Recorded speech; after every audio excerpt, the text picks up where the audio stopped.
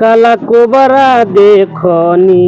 ए बाबू है नहीं वो कहाँ जाता रहे ने? टेबल फैन किने। टेबल फैन किने? हाँ। बैक मर तू नहीं चला है जा यूसुफ में से लिया जा, बढ़िया रेट में दे दिए हैं, अच्छा जान पहचान बा हमार। चलो ठीक बा। तब चलो आवा। अरे जिया जिया प्यास जैसे चुए महुआ राजा चुए मोर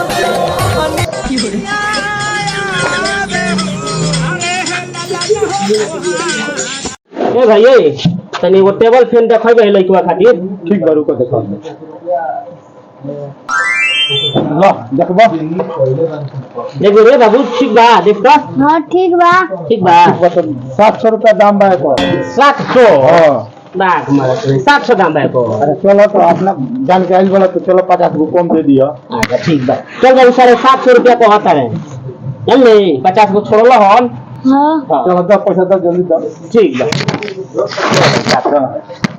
चलो ले बाबू धर तो ले चल दे 50 रुपया 700 दिवा देनी 700 को हतलन आ 50 को छोड़लन 750 रुपया दिया आई उनका।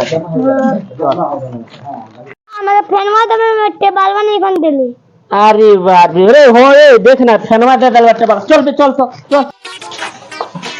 ए भाई भाई मर जान पहचान हो के यही तरह धोखाधड़ी करबो का बोलू फैन दे देला टेबल इने के देबे ना कोई टेबल कहां बा? अब बाग बुड़ी दोनों के दोनों बकलोले बुझा तर सकाड़ी रे टेबल फैन यही तो निकल जाला रे टेबल अलग से थोड़ा वाला यही के नाम टेबल। हां के पर चली टेबल पर ना चली। साफा एकदम अरे हई तो लइका बाटे तो समझ में स्कूल में गोल लिखी काटे। अरे इधर बुझी हमरो के बोली सुनो ले चल ए जाते।